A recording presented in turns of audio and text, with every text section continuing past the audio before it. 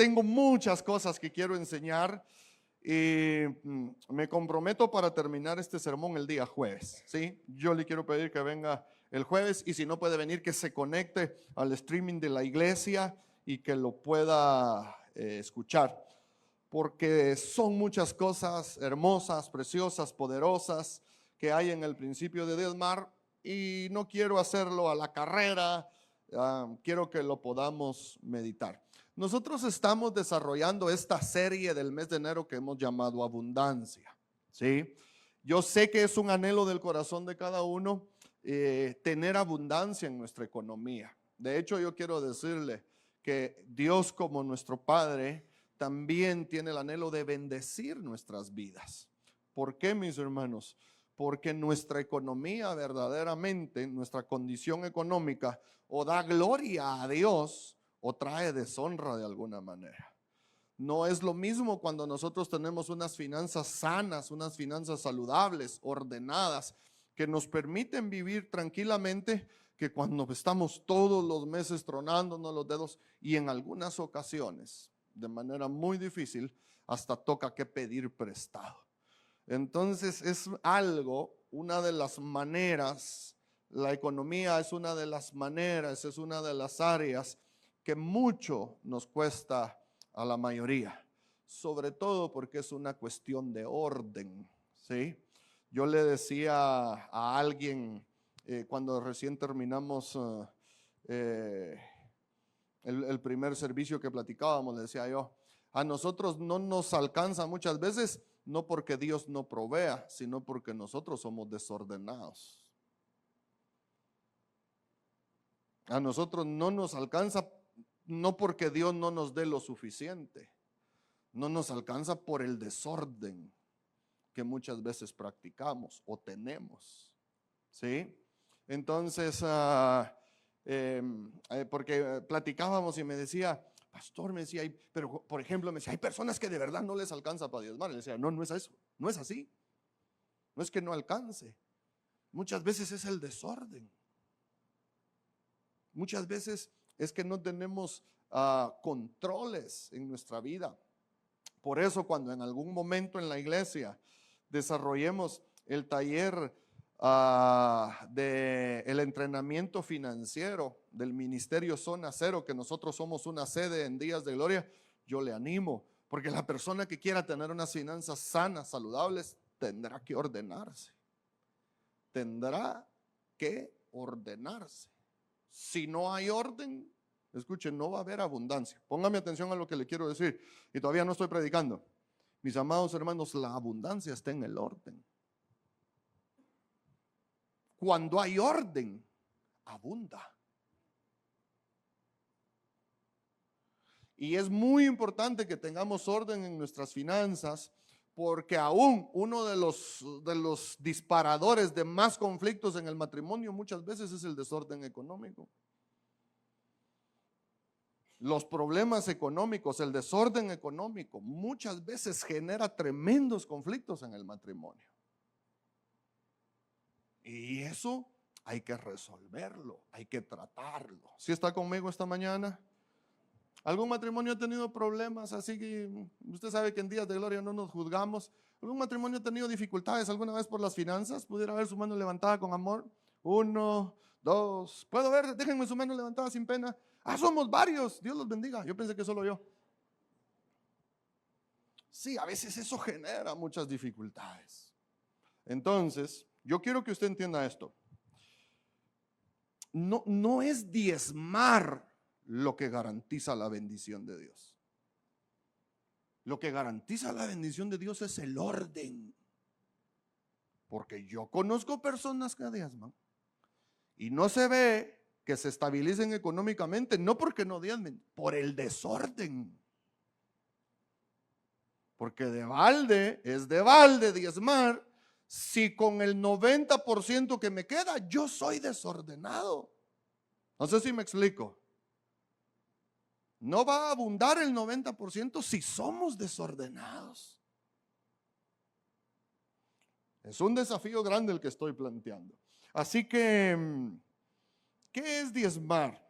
Bueno, en el tiempo bíblico era la práctica de ofrecer a Dios una 10ª parte de la cosecha de la tierra y del ganado como santo y consagrado para Dios. En nuestro tiempo significa dar el 10% de nuestros ingresos, de lo que el Señor nos provee para la obra del Señor.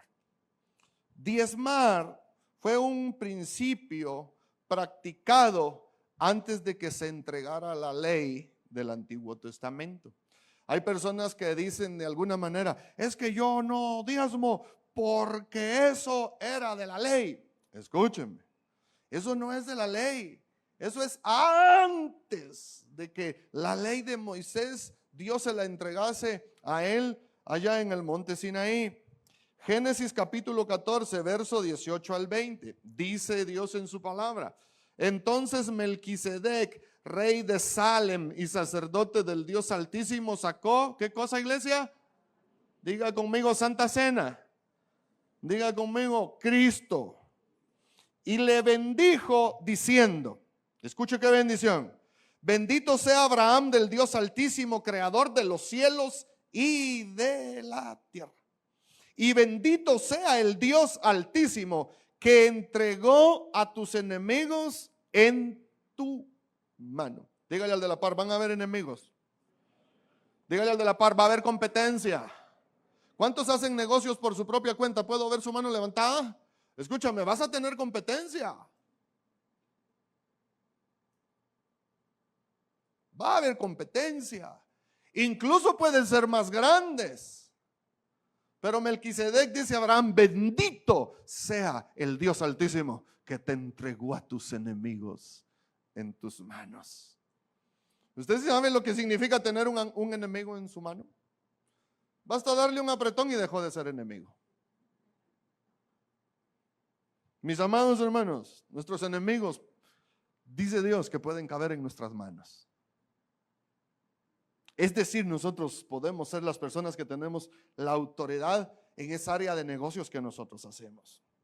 Y cuando Abraham recibe esta bendición, dice, y le dio a Abraham, ¿qué cosa, mis hermanos?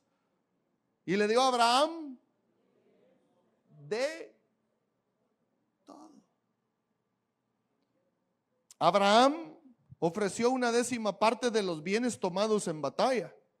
Seguramente en gratitud a Dios por esa victoria. Abraham nació muchísimo tiempo antes que Moisés. La ley se le fue entregada a Moisés. Abraham, dice Gálatas 4, que es el padre de la fe, el primer hombre que puso su confianza totalmente en Dios. Entonces, dice Hebreos capítulo 7, este Melquisedec fue rey de la ciudad de Salem y también sacerdote del Dios Altísimo. Cuando Abraham regresaba, ¿cómo?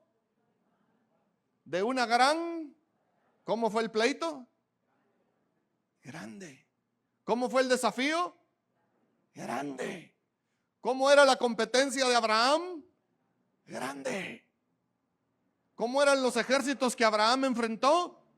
Grandes. Escuche por favor lo que este pasaje dice. Cuando Abraham regresaba triunfante de una gran batalla, ¿contra quién? Los reyes.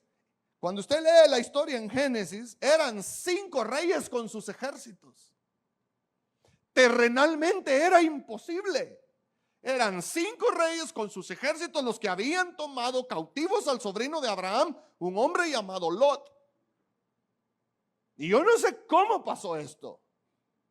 Pero Abraham venció a esos 5 reyes y recuperó a su sobrino y todo lo que le habían quitado.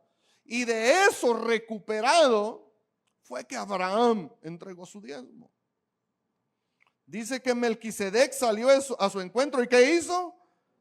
Y lo bendijo. Después Abraham tomó la 10ª parte de todo lo que había capturado en la batalla y se lo dio a Melquisedec. El nombre Melquisedec significa rey de justicia y rey de Salem significa rey de paz. Póngale atención al verso 3 y 4. No hay registro de su padre ni de su madre, ni de ninguno de sus antepasados. No hay principio ni fin de su vida. A semejanza del Hijo de Dios, sigue siendo ¿cómo? sacerdote para siempre. Abraham entregó ese diezmo a un hombre llamado Melquisedec, que en el Antiguo Testamento es una figura de Cristo. Verso 4. Consideren entonces la grandeza de este Melquisedec. Incluso Abraham, el gran patriarca de Israel, reconoció esto al entregarle la 10ª parte de lo que había capturado en la batalla. ¿Qué estaba haciendo Abraham cuando diezmó? ¿Qué estaba haciendo Abraham cuando diezmó? Reconociendo la grandeza de Dios. Porque cuando él se da cuenta de sus hombres, de su gente de guerra, y mira que derrotó a 5 reyes con sus ejércitos, él dice, tuvo que ser Dios. Diga conmigo, hay cosas que tienen que ser Dios. No puede ser de otra manera. Y como reconocimiento de esa victoria sobrenatural, entonces Abraham, escuche, Melquisedec no le pidió el diezmo. Mis hermanos, porque el diezmo no hay que pedirlo. El diezmo no se pide. Yo se los he dicho, nunca en días de gloria pediremos un diezmo, pero sí enseñaremos sobre ello. Cada uno en su corazón decidirá. Yo, como le dije en algún momento, me encargaré que los que ministramos, que los que nos paramos aquí seamos fieles. Porque el que ministra tiene que estar bajo bendición. Hermano, ¿qué le parecería a usted que yo me robara de mi salario mis diezmos? ¿A usted le agradaría que le ministre a alguien que roba? De ninguna manera. De ninguna manera. Así que si en algún momento usted recibe una invitación a participar aquí, asegúrese de estar en paz con Dios. Por lo menos en esa área. ¿Sí? Entonces, escuche, Melquisedec no le pidió diezmos a Abraham. No se los pidió. Fue él reconociendo esa grandeza quien los ofreció. ¿Está conmigo todavía? Hermano, cuando alguien le exija diezmos a usted, ore a Dios. Ore a Dios, si ese es el lugar. Porque los diezmos no se exigen. Eso no se exige. Eso se ofrecen como reconocimiento de quién es el que está proveyendo todas las cosas. Y el que reconoce quién es su proveedor no necesita que se lo exijan. Él sabe que es Dios su proveedor. Yo he hablado con algunos de ustedes lo saben, y lo que he hecho es animarles, exhortarles, recordarles que es una bendición hacerlo. Yo tengo el firme propósito de ser el primer diezmador de la iglesia. ¿Sí? Yo tengo ese firme propósito. Entonces, algo que nosotros es muy importante que recordemos, porque a veces ese pensamiento de decir, no, yo no diezmo, porque eso es del Antiguo Testamento. Escuche, la ley contenía mandatos de orden ritual, de orden ceremonial, y tenía mandamientos de orden moral. Los que se han dejado de cumplir son esos mandamientos de orden religioso, ceremonial y ritual. Los mandamientos de orden moral, Jesús nos exhorta a seguirlos cumpliendo. Le pongo un ejemplo. Los 10 mandamientos, que son el fundamento de todos los demás estatutos y preceptos. Pero uno de los 10 mandamientos dice, no matarás. Como si yo dijera, como no matarás es de la ley, ahora bajo la gracia yo sí puedo matar. ¿Por qué? No matarás es de la ley. No sé si me explico. Entonces es como si yo le quiera quitar la validez a aquello porque yo estoy aquí ahora. Uno de los 10 mandamientos dice no robarás. Y entonces que yo venga a decir, no, como no robarás es de la ley, entonces ahora sí se puede robar. Que se descuide el hermano en su teléfono y ya se fue feo. De hecho, quiero pedirles con amor, sean muy cuidadosos de sus cosas, y no dejen sus cosas por ahí olvidadas, porque vamos a seguir predicando. El mandamiento dice, no cometerás adulterio. Imagínense que yo viniera, es bueno. Como no cometer adulterio es de la ley, bajo la gracia, hoy es cuando, Matías, esto no es de todos los días. Escúchenme, estas cosas que estaban en la ley, que son de orden moral, bajo la gracia, no dejan de exigirse. No sé si me explico. Honra a tu padre y a tu madre. Y yo puedo venir a decir aquí, ahora, como estoy bajo la gracia, eso ya no aplica. No tiene sentido. No tiene ningún sentido decir que no lo practicamos, porque eso es de la ley.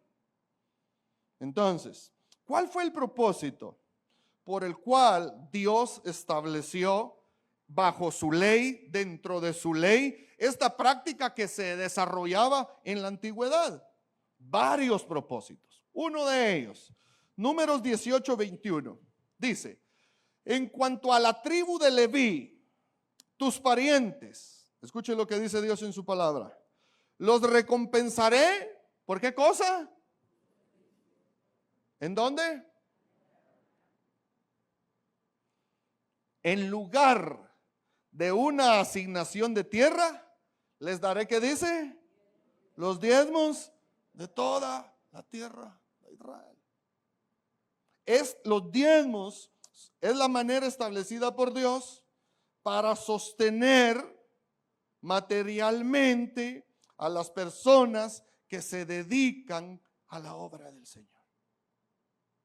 Esto lo estableció Él. Esto no es que me lo inventé yo. Ahora, yo quiero que usted lea ese pasaje conmigo. Dice, los recompensaré por su servicio en el tabernáculo. En lugar de una asignación de tierra, les daré los diezmos. Yo quiero decirle algo. Yo quiero abrirle mi corazón pastoral. Mire, yo conozco a la mayoría. Escuche. Y yo sé quiénes tienen un negocio, quiénes tienen una empresa, quienes tienen su asignación de tierra. Ahora escúchenme, yo no tengo eso. Yo no tengo un negocio.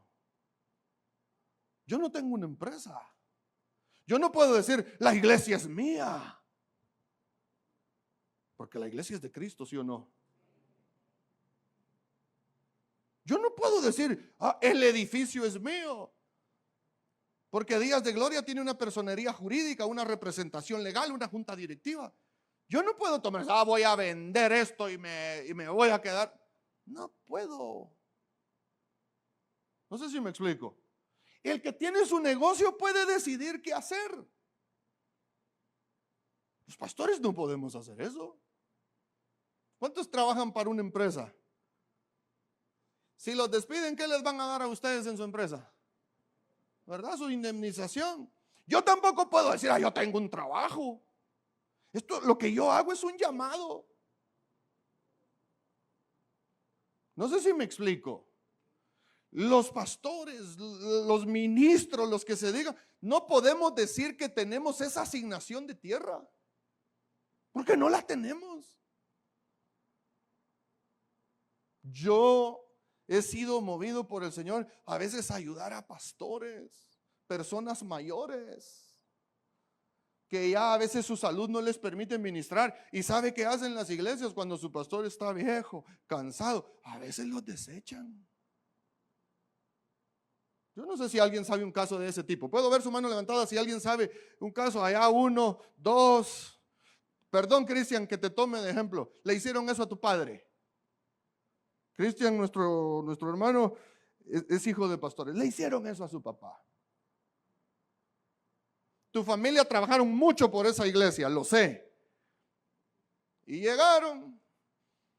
Ya no voy a entrar en detalles, pero no estoy mintiendo. Los pastores no tenemos esa asignación de tierra, no la tenemos. ¿Le dieron liquidación a tu papá, Cristian? ¿Tenía necesidades de salud tu papá? Si Cristian un día les cuenta su historia, usted llora conmigo junto con Cristian. Por eso, porque Dios sabe eso, le asignó a sus siervos los diezmos. No sé si me doy a entender, hermanos. Yo tampoco tengo la certeza de decir, yo soy el pastor y le voy a heredar la iglesia a mi hijo Marcos José, porque no sé si él tiene un llamado ministerial. Yo no puedo hacer eso, porque esto no se hereda. Esto no es un negocio que yo se lo puedo heredar a mi hijo. No sé si me estoy dando a entender, mis hermanos. Entonces, cuando las iglesias desconocen esto, es, ese pastor más pisto quiere, diezmos.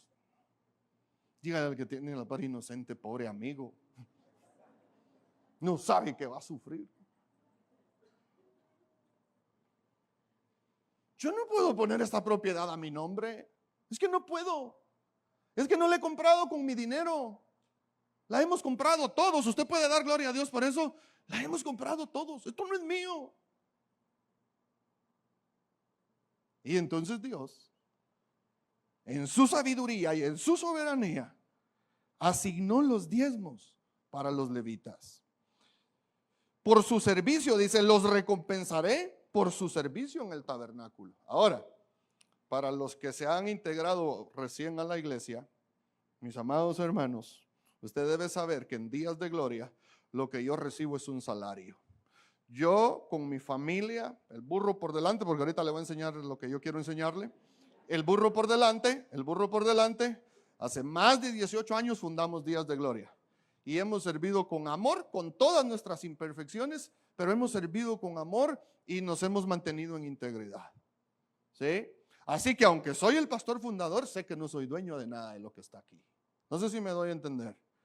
Entonces, no recibo diezmos, recibo un salario. Y le voy a contar por qué tengo un salario. Y usted me va a tener que aguantar hasta la 1 del mediodía. Así cuando vaya a almorzar, va a almorzar con más hambre. Servimos con mi esposa Sofi para la iglesia cerca de 4 años sin recibir un quetzal de sueldo. Sin recibir nada de sueldo. Por amor. Sirviendo porque queríamos que la iglesia estuviera saludable económicamente y estar siempre fortalecidos. No recibimos ni un quetzal de sueldo. Le voy a abrir mi corazón. Cuando ya más o menos era posible, yo dejé de dar clases en la universidad, trabajaba para dar clases en la universidad. Sofi trabajaba en una fábrica donde hacían calzado y dejamos de trabajar y nos dedicamos ya a la iglesia. Escúchenme. Los hermanos que me ayudaban en ese tiempo en la administración de la iglesia, establecimos una cosa. Y ¿sabe qué, pastor? Hagamos una cosa. Para que sea Dios el que lo bendiga a usted.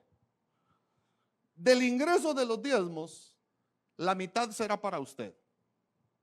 La mitad para los proyectos de la iglesia y las ofrendas para la iglesia. Y la mitad de los diezmos para usted. Está bien. Que sea Dios, Dios.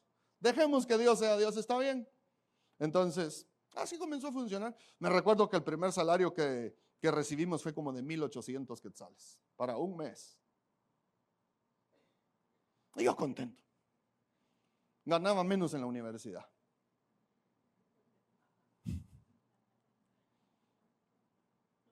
Y había meses que recibíamos 2,000, 2,500, otros meses un poco menos y así nos manteníamos. Pero un día se acerca un hermano y me dice, pastor, quiero contarle con alegría un testimonio. Le digo, ¿qué pasó? Y me dice, fíjese que vendí mi terrenito que tenía por ahí. Qué bueno, hermano, gracias a Dios. Y me dice, y traigo mi diezmo. Y yo, ay, qué chulada de testimonio. Qué belleza, dije yo. Y yo le digo, todo malicioso yo, le digo yo, ¿y de cuánto fue el negocito? Y dice, vendimos un terrenito en 70,000. Y yo, muy barato lo dio. Muy barato. ¿Cómo no me pidió consejo? Y entonces me dice, traemos con mi esposa nuestro diezmo. Y traemos esos 7,000 quetzales. Y entonces en mi mente fue, de esos 7,000, 3,500 son míos. Y yo, así todo hipócrita, qué bueno, hermano, que vendió su terreno. De repente va a vender su casa.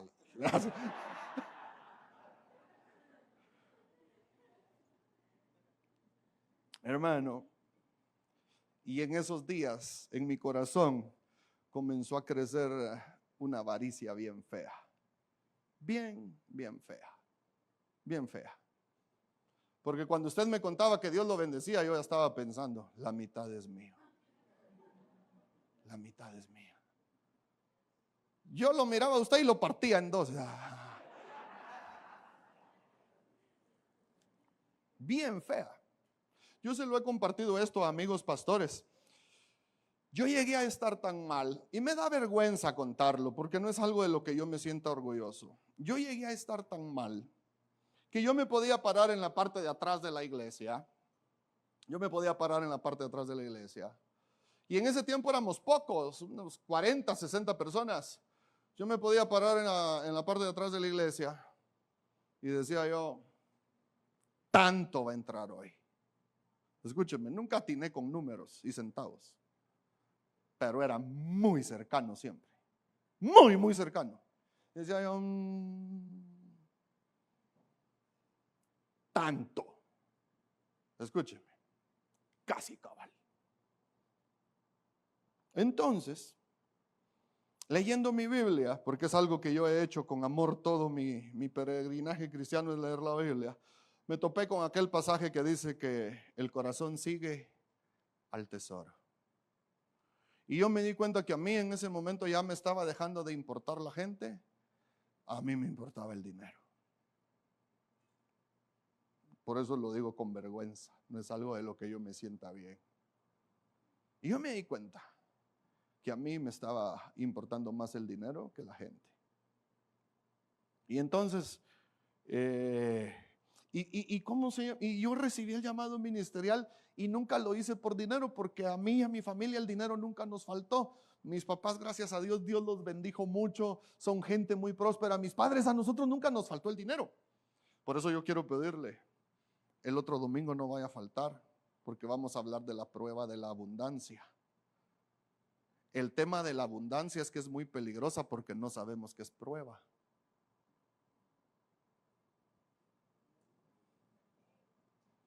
Nadie cuando está en abundancia dice estoy en prueba, pero es la prueba más bárbara que Dios le da a uno. Y entonces a mí me comenzó a llegar la abundancia a mi pastorado y yo estaba ahí. Pero Dios ha sido misericordioso conmigo. Y entonces, leyendo la Biblia, entendí que mi corazón siempre iba a seguir el dinero. Y yo quiero que usted lo piense, si el suyo no está siguiendo el dinero. Y entonces me senté con mis hermanos que me ayudaban en la administración de la iglesia y les conté lo que les estoy contando a ustedes. Hermanos, a mí me está pasando esto y yo no me siento bien. Y entonces les pedí, por favor, establezcanme ustedes un salario. Yo se los dejo en sus manos. Que sea Dios el que los guíe a ustedes. Necesito que me establezcan un sueldo. A mí esto no me está haciendo bien. No me ayuda esto. Y ellos se sorprendieron. Me dice, pastor, pero si eso fue lo que acordamos. Sí, le digo, pero a mí no me sirve así. Mi corazón es codicioso. Y yo no lo voy a negar. A mí no me ayuda. Habrán pastores que lo puedan hacer. Yo no puedo. Establezcanme ustedes un salario.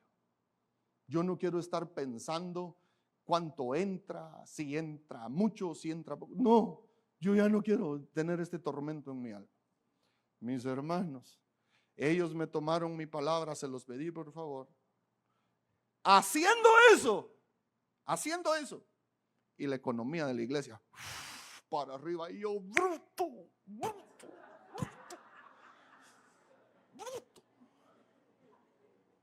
Dios te quiere bendecir.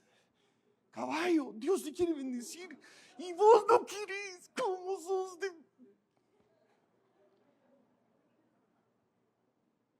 Pero yo quiero decirle algo. Durante varios años nuestro sueldo fue bien poquito. Pero a mí, a mi esposa y a mis hijos, nunca, mi hermano, nos ha faltado nada. Nunca nos ha faltado nada. Nunca. Nunca nos ha faltado nada. Y me lo propuse que de nuestro sueldo, del salario que recibimos, seríamos los primeros diezmadores. Días de Gloria es una iglesia con una economía muy saludable. Usted tiene que saberlo, muy sana. No le debemos a nadie. Tenemos todos nuestros pagos al día. Reportamos todos nuestros ingresos y todos nuestros egresos a una oficina de auditoría que presenta toda nuestra documentación ante la SAT. No le debemos a nadie. Tenemos un ahorrito por si en una de esas se nos atraviesa un terrenito mal parqueado por ahí. Usted tiene que saber que está en un lugar que Dios le place bendecirlo. Usted está en un lugar que a Dios le place bendecirlo.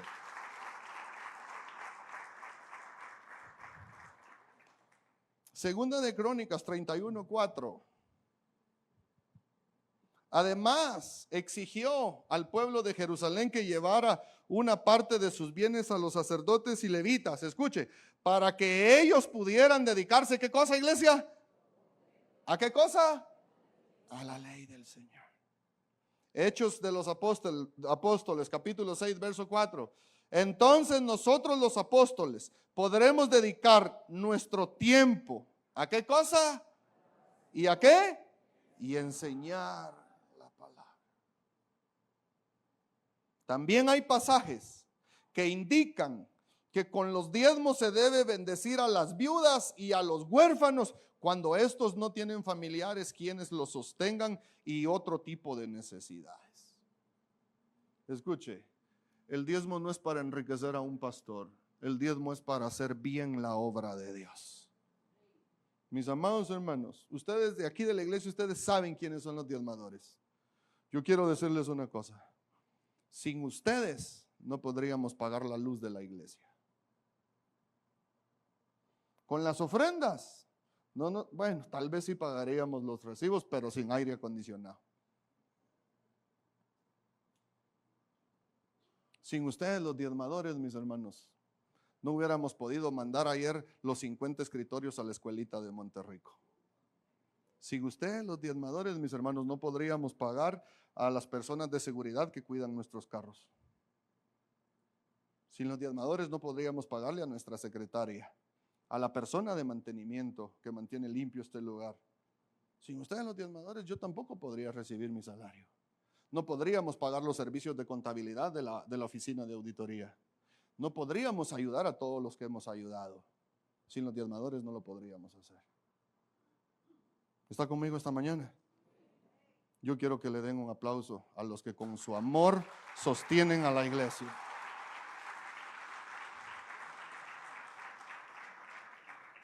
Así que el diezmo será anulado. El diezmo dejará de existir cuando la iglesia deje de existir.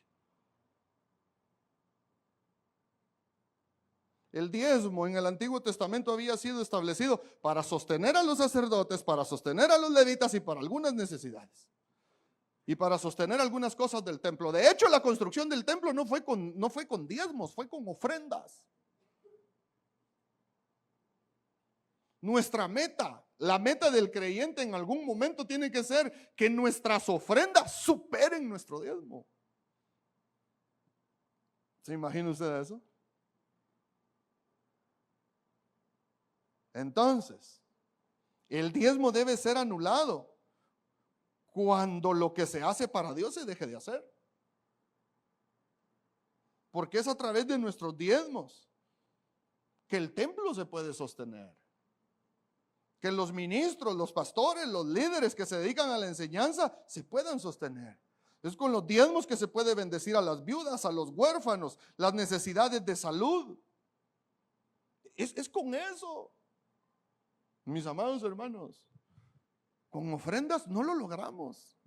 Que Dios bendiga a los ofrendantes también.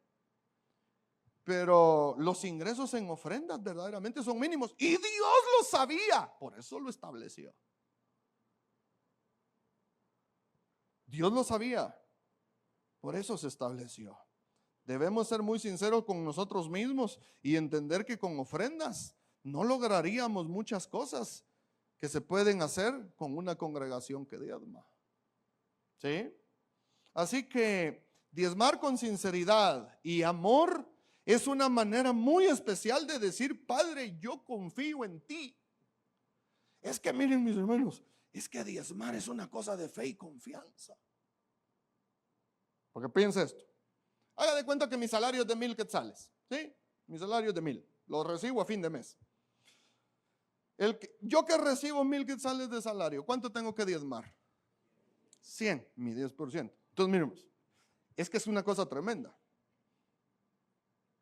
Porque yo tengo que confiar en lo que Dios dijo. Escuche, que teniendo menos, al diezmar, a mí me van a quedar 900. Es que es una cosa de confianza. Yo tengo que creer que teniendo menos, me va a alcanzar para más.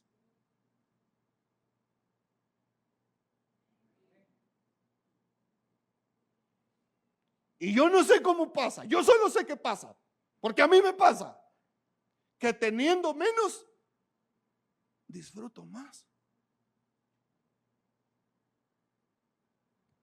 Este 10%, mi diezmo, bendice el 90% que me queda a mí. Entendiendo que ni el 90 es mío, que tengo que usarlo conforme a la voluntad de Dios para mi vida y mi familia. No sé si me estoy dando a entender.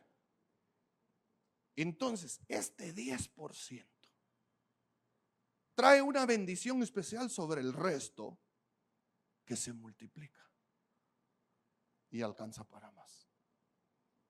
Mis amados hermanos, les pregunto con sinceridad, ¿habrá alguien aquí que le pasa eso en su vida? Puedo ver su mano levantada. 1, 2, 3. Levántenme bien la mano a los que les pasa eso. Son un montón. Son un montón. Es un asunto de decir, ¿cómo con menos me va a alcanzar para más? No sé. Yo solo sé qué pasa. Por eso digo, es una declaración de decir: Padre, yo confío en ti. Hay unos principios en la Escritura bien hermosos. Éxodo capítulo 13, verso 2. Miren cómo dice la palabra. Dedícame todos los primeros hijos varones del pueblo de Israel. ¿Habrán hijos primeros varones aquí? Levántenme su mano, los hijos varones primeros. Ustedes le pertenecen a Dios. Sus hermanos son colados. No. Escúchenme los que tenemos un hermano mayor. Por principio espiritual, no por obligación a la ley. Ellos tienen una bendición especial. Y hay que saber reconocérselos. Sean respetuosos con sus hermanos mayores. Sean respetuosos con ellos. De hecho, todos los grandes hombres de Dios tuvieron un hijo varón primero. No es cierto, estoy molestando. No, bíblicamente así pasó, pero bueno. Dedícame todos los primeros hijos varones del pueblo de Israel. Escuche. Todo primer nacido, tanto de los seres humanos como de los animales, ¿qué dice Dios? Mi hermano, Él, porque Él creó todo, Él es el dador de la vida. Escúcheme, Él se atribuyó los primogénitos para Él. Él dice: son míos. Los primeros son míos, dice Dios. Tanto de los humanos como de los animalitos. Dios declara abiertamente que los primogénitos son suyos. Le pertenecen a Él. Y esta declaración aparece en muchas partes de la Biblia, pero no lo podemos ver por tiempo. Versículo 13. A ver si alguien logra ver el evangelio en este pasaje. Para recuperar la primera cría de un burro, podrán pagar el rescate al Señor entregando como sustituto un cordero. ¿Ya vio el evangelio? ¿Ya vio el evangelio? El cordero rescatando a los burros. O un cabrito. Escuche pues. Pero si no se paga el rescate para recuperarlo, tendrán que quebrarle el cuello al animal. Sin embargo, tienen la obligación de pagar rescate por todo primer hijo varón, y el Señor lo dejó claro porque me imagino que habrán algunos que les sobran ganas de ofrecer a sus hijos en sacrificio. Entonces, pues Dios dice, no, a este lo redimes. A este no lo sacrificas, a este lo redimes. A tu hijo, en lugar de ofrecerlo a él, ofreces un cordero. ¿Está conmigo? Así que, para salvar a un burro, se debía entregar como sustituto un cordero. Es muy importante, mis hermanos, entender el principio de la primogenitura de acuerdo a la ley del Antiguo Testamento. Los primogénitos tenían dos opciones: o se sacrificaban o se redimían. El animalito que no se podía sacrificar porque era un burrito, era un animal no apto para el sacrificio, o si era un animalito que era ciego, que le faltaba una patita o algo, eso el Señor no lo aceptaba. Escuche, porque de Él es lo primero y lo mejor. De Él solo es lo primero y lo mejor. ¿Está conmigo? Entonces, si usted criaba animalitos, y una oveja le paría la primera ovejita, esa primera es de Dios. Así funcionaba. Dios no le dijo al que criaba la ovejita, hey, cuando tenga 10 me das una. No. La primera es mía. Y aquí es donde entra la fe, porque el dueño de la ovejita no sabía cuántas iba a parir. Tenía que creerle a Dios que si ofrecía la primera, esa ovejita no iba a dejar de parir más. No sé si me estoy dando a entender, mis amados hermanos. ¿Sí?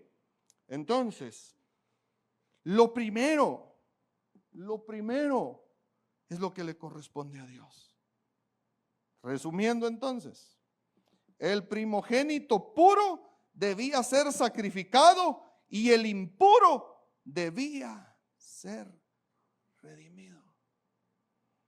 Con este pasaje en mente de que el cordero sustituía al burro, de que el animal perfecto, el cordero perfecto, sustituía al animalito impuro, lea conmigo Juan 1:29. Dice, al día siguiente, Juan vio que Jesús se le acercaba y dijo, miren, ¿a quién? ¿El quién? El Cordero de Dios, que quita el pecado del mundo. Jesús es el Cordero que vino a redimir a los burros. Él es la ofrenda para redimir a los imperfectos.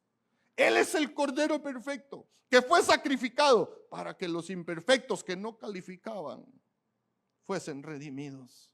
Ahora, escuche esto. Jesús no es el primogénito de Dios. Jesús es el unigénito. Único en su género. Escuche pues. Si yo tengo 10 hijos y doy uno, 10, ¿sí o no? ¿Sí o no? Si yo tengo 10 y di uno, ¿qué porcentaje di? El 10%. Ahora, si yo tengo uno y doy ese uno que tengo, ¿cuánto di? El 100%. El 100. Jesús no es el diezmo de Dios. Jesús es todo Dios. Todo Dios. Y lo dio. ¿Sabe para qué?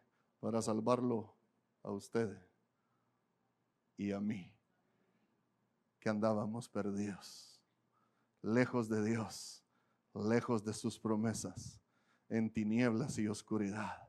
Y por ese sacrificio de ese Cordero, usted y yo venimos hoy a este lugar a adorar al Dios verdadero, a cantarle alabanzas, libres de la culpa del pecado, libres de las esclavitudes, libres de las adicciones, libres de la maldad, porque Dios ofreció su Cordero. ¿Me explico? Porque Dios lo dio todo. Ahora, cuando Jesús el Cordero fue sacrificado, Él, mis hermanos, nos compró a nosotros para Dios. Miren lo que dice Romanos 5:8. Mas Dios muestra su amor para con nosotros en que siendo aún pecadores, diga conmigo, burros imperfectos.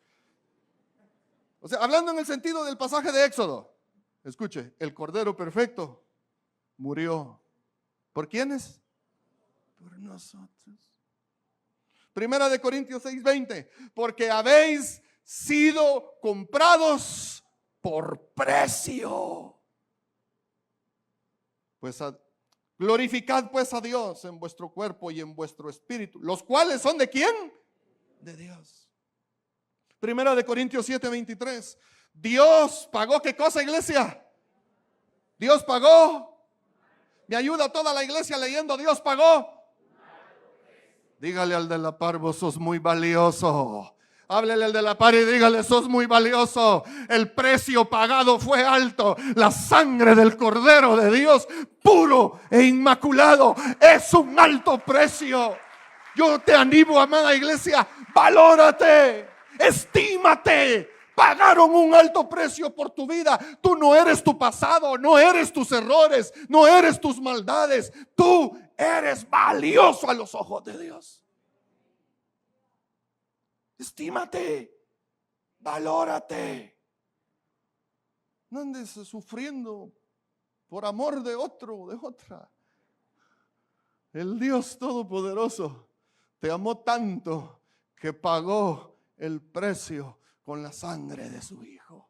Y como nosotros hemos sido salvados, escuchen lo que dice primera de Pedro 1:18. Pues ustedes saben que Dios pagó, ¿qué cosa? ¿Un rescate para qué? El Cordero. El burro tenía que morir. La primera cría del burro tenía que morir. Y Dios dice, vamos a redimir al burro.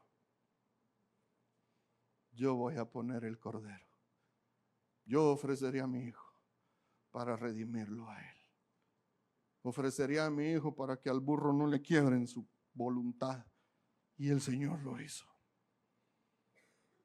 Pues ustedes saben que Dios pagó un rescate para salvarlos de la vida que heredaron de sus antepasados. Y el rescate que Él pagó no consistió simplemente en oro y plata, sino que el rescate fue la preciosa sangre de Cristo, el Cordero de Dios, que no tiene ni pecado ni mancha.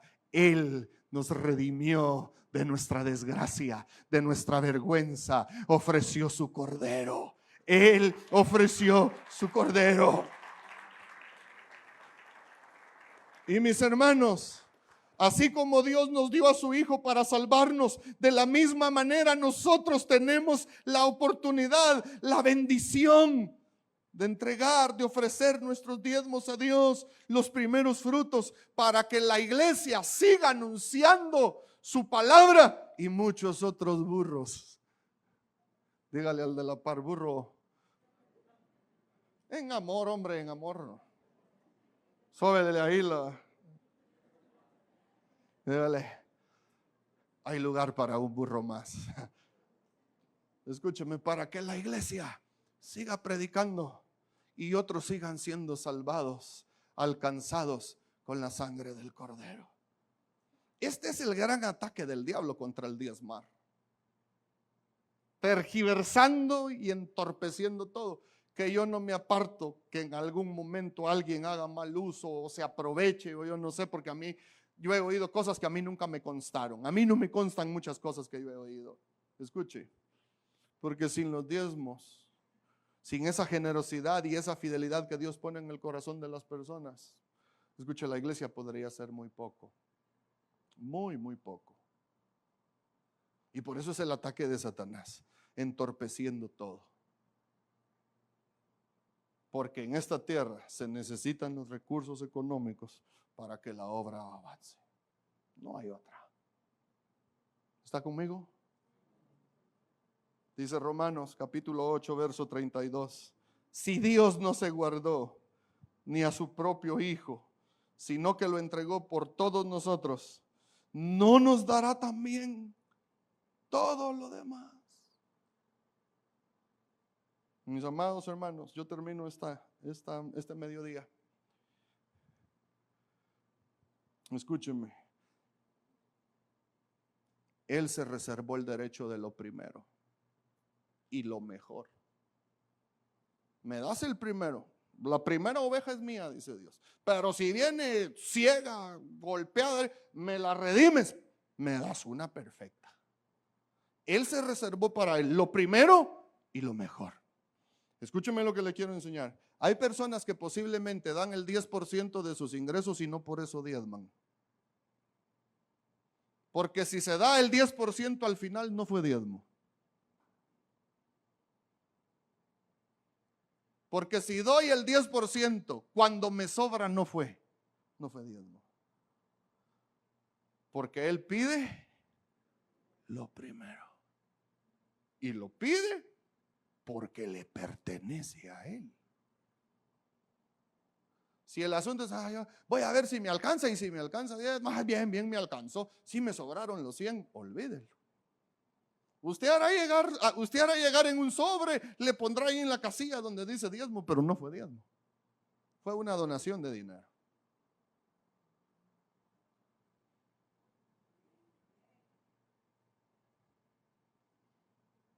Mis hermanos, diezmar verdaderamente muestra qué lugar ocupa Dios en nuestra vida.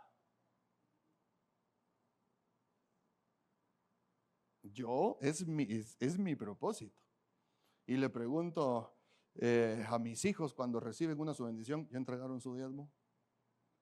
No vayan a gastar en otra cosa antes de diezmar. Porque Walter Mejía, recibe su salario a través de una transferencia en mi cuenta del banco y lo primero, antes de pagar la hipoteca de mi casa, antes de pagar mis servicios, antes de pagar mi teléfono, cualquier cosa, antes de cualquier pago, hago mi transferencia de diezmo. La primera.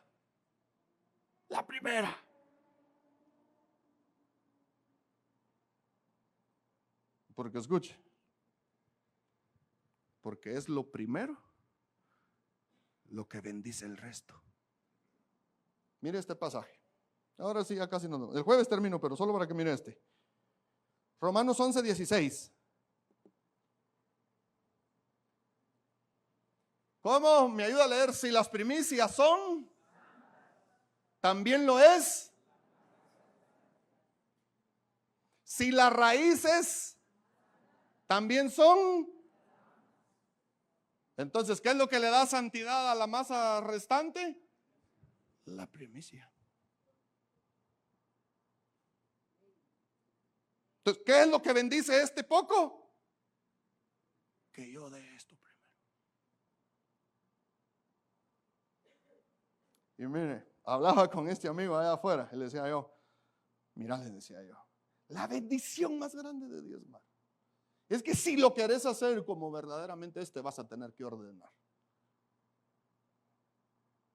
Y hay un principio bíblico, mis hermanos, que el orden atrae la llenura. En la creación, antes de que Dios comience a llenar la tierra, primero la ordena. Yo le garantizo, usted ordena sus finanzas, toma la decisión de vivir ordenadamente y a usted se le multiplica. Tal vez no es que le va a entrar más, pero en el orden se le va a multiplicar lo que ya recibe. No sé si me explico este mediodía. Entonces hay personas que pueden dar el 10% de sus ingresos y no por eso diezmar. No sé si me explico, amados hermanos. Y termino. Hoy sí, póngase de pie ahí. La última media hora va a ser parado. Póngase de pie, vénganse amigos de la alabanza. Este pasaje lo vamos a ver el jueves, pero quiero estos últimos 5 minutos, que leamos ese pasaje, ese famoso pasaje de Malaquías, capítulo 3, versos 8 y 9 y al 10. Dice el pueblo de Israel delante de Dios. Estaban ahí en una situación bien complicada el pueblo, por rebelde. Y dice, ¿debería el pueblo estafar a Dios? Preguntan. Sin embargo, escuche lo que Dios dice. Ay, mis hermanos, a mí me atormentan algunas cosas que Dios dice.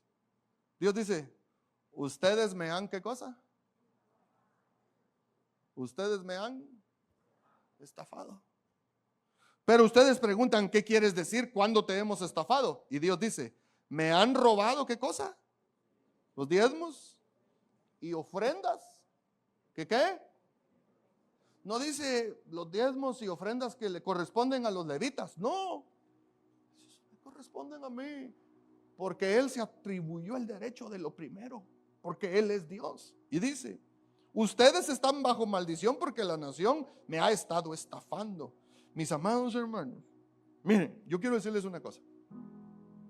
Usted puede estar seguro que nunca le va a faltar nada. Nunca. Porque Él es misericordioso.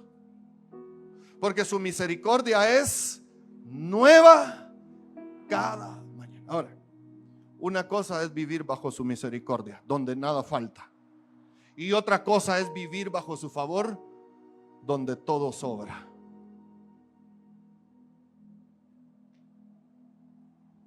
Son dos cosas distintas. Que nada te falte y cuando todo te sobra. Y entonces Dios dice, ustedes dice, están, y ellos no lo saben. Ustedes están bajo maldiciones, dice Dios.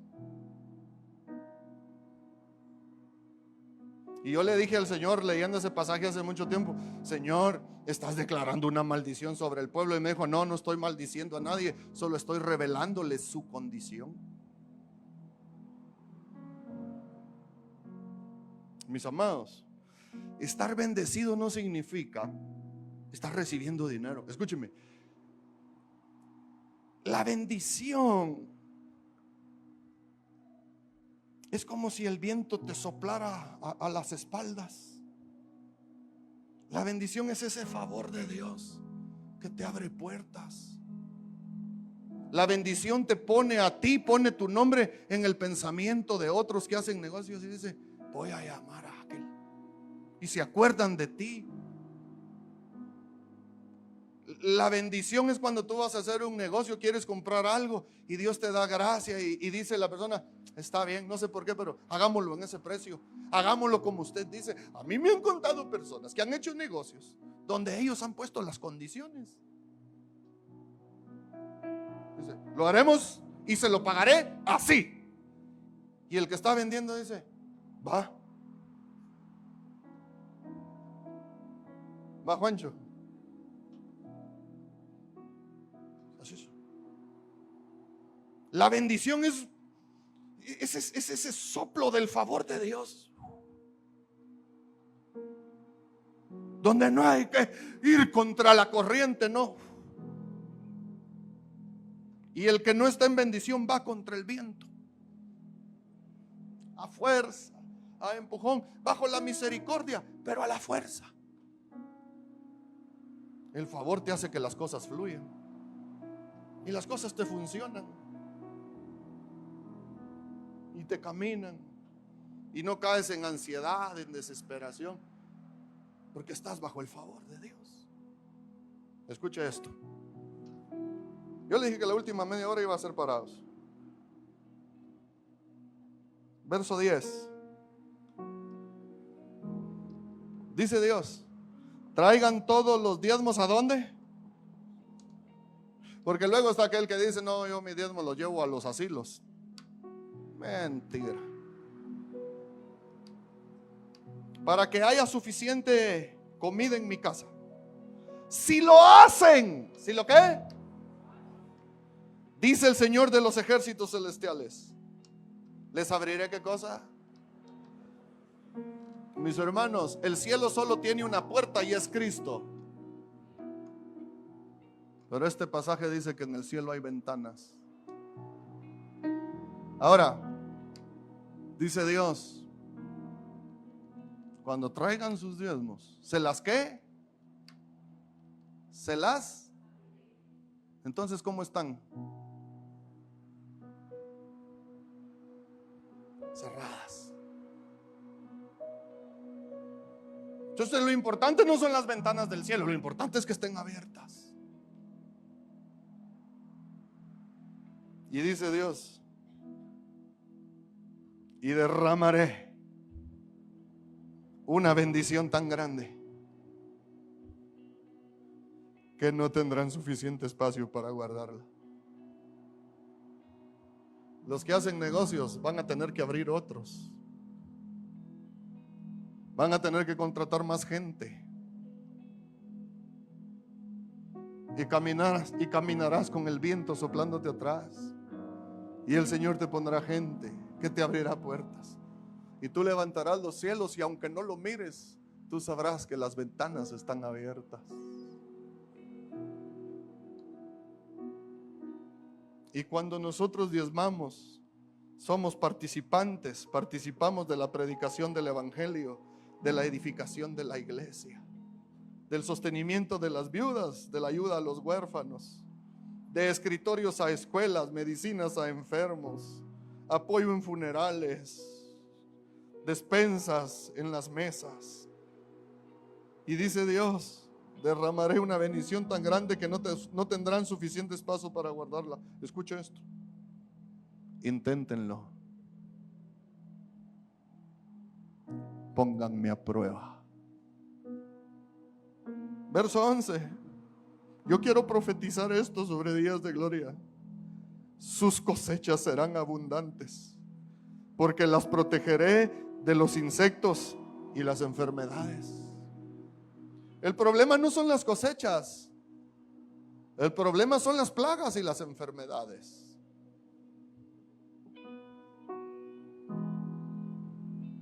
El problema no es que Israel no tuviera cosechas, el problema era que las perdía. Escuche, las uvas no caerán de las vides antes de madurar. Yo conozco personas, pastor, se me un negocito, mire, ya salió el negocio. Yo, bueno, qué bueno. Y de repente, ¿vos sí qué pasó con el negocio? Se cayó. Se cayó la uva antes de madurar. ¿Y qué pasó con la entrevista? Ya estaba, ya. ¿Y qué pasó? Escogieron a otro, no salió. Se cayó la uva antes de madurar. El problema no es que no haya cosecha de uvas. El problema es que la uva se puede caer antes de madurar. El problema no es que no haya oportunidades de trabajo. El problema es que nosotros solo nos las cerramos. No sé si me explico.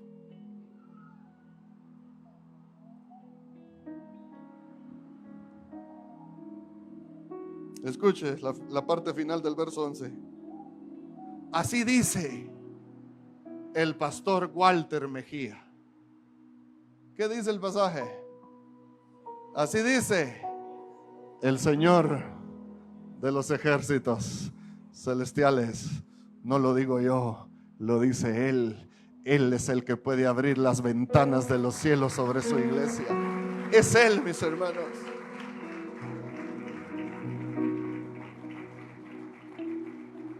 Yo termino profetizando el verso 12.